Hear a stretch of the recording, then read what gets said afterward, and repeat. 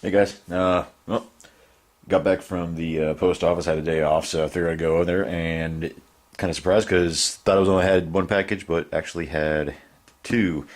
Looks like I got one from RC Tanks DE and another one from I think RC Tanks Australia or RC Tank Hobby, I think it is. So we'll go ahead, we'll open up the bag first and see what we got.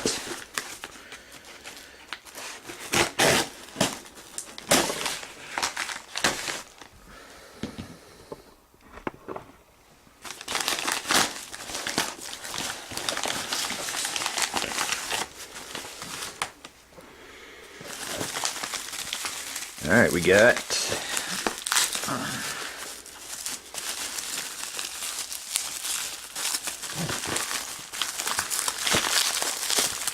pretty good packaging.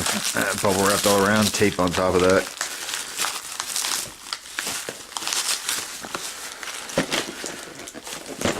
So that looks out of the way in a minute.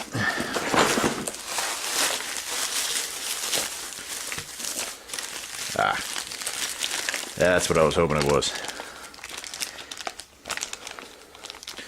This is the Hentech idler or attention system. Got some instructions, which are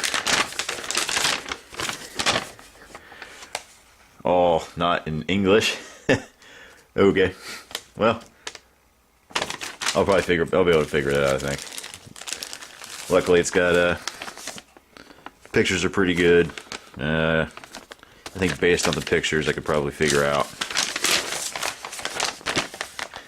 exactly what I need to do, and some of it you can catch out some words in there. Looks like I need to Dremel out some of the space right there, attach the crossbar, put the road wheels together, and then enjoy. So let's see what we got. The actual idler itself, or the tension, it's got some small screws in there, so I'll just leave them. And there it is. Not too bad. It's nice and solid.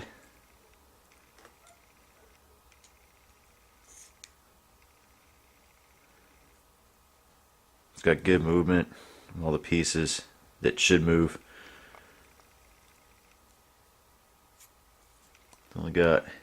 It's got one set screw, looks like, in there for the adjustment itself, and, to lock in. So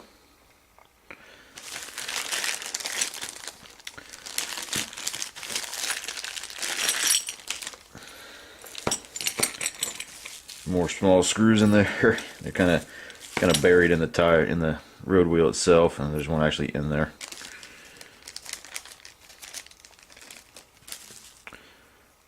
Two-piece, simple enough, and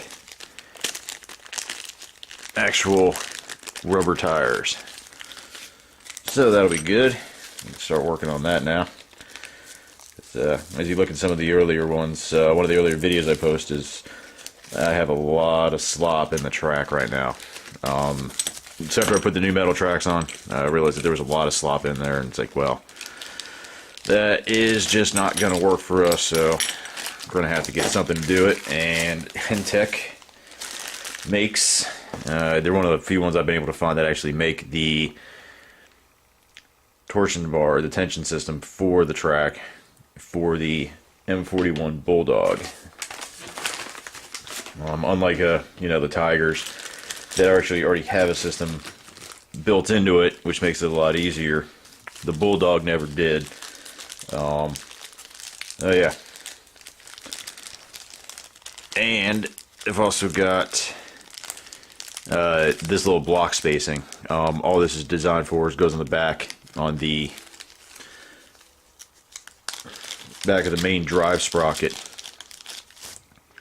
It just takes out that little plastic piece right there. It's now got a nice little bushing in there to ride into, to keep it a lot more stable and together on the tank without it moving, bouncing around in there a whole lot. So that'll be good too.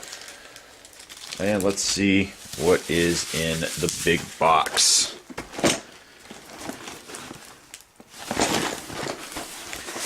Yeah, it came a little beat up. That's okay. All the tape appears to still be there. Figure out where to open it up from. Start right here.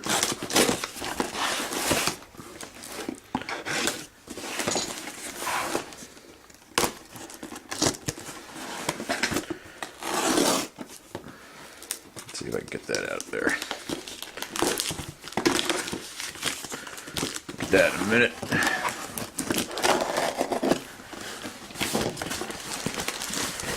And what do we got?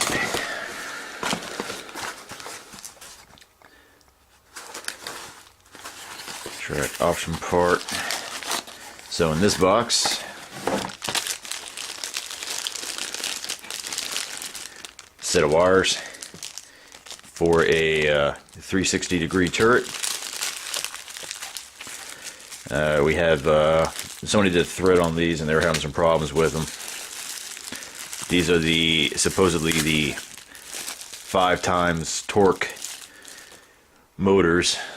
These cans are actually a little bit longer than I thought they were going to be. I might not even be able to use these to begin with.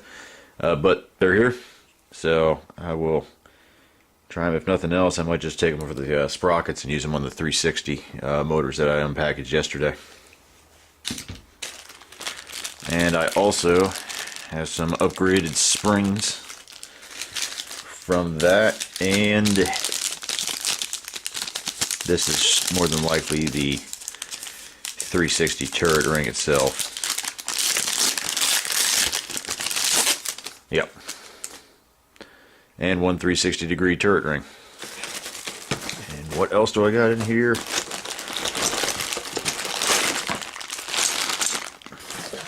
that out of the way.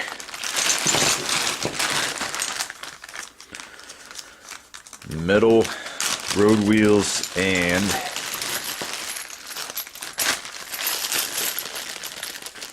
suspension. So my intent was to go ahead and make the lower chassis as much with as much metal as possible, essentially. I know some guys like to keep them light. This one I kind of wanted to make a little bit heavier, but also try to get as much power into it. So went ahead and took a little bit of doing. Not a whole lot of people sell stuff for Walker Bulldogs, unfortunately, that I could find. RC Tank Army does sell the metal road wheels for the Bulldog, as well as metal idler for the tracks, and upgraded springs. So I'll just go ahead and pour it all out there. Washers and screws, new metal suspension arms,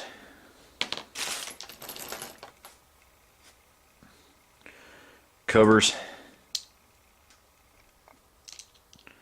for the road wheels, just like that. So you'll take a little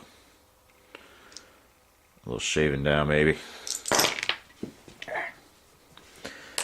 And that's it. So now I've got plenty of stuff to do for my Walker Bulldog. I gotta start pulling the whole thing apart now, get all the road wheels off, take the tracks off, take the gearboxes back out. So I'm pretty much going to re-gut the thing and then put it all back together. But at least I got the electronics all done, so I don't have to worry about that. That'll be a nice and simple installation.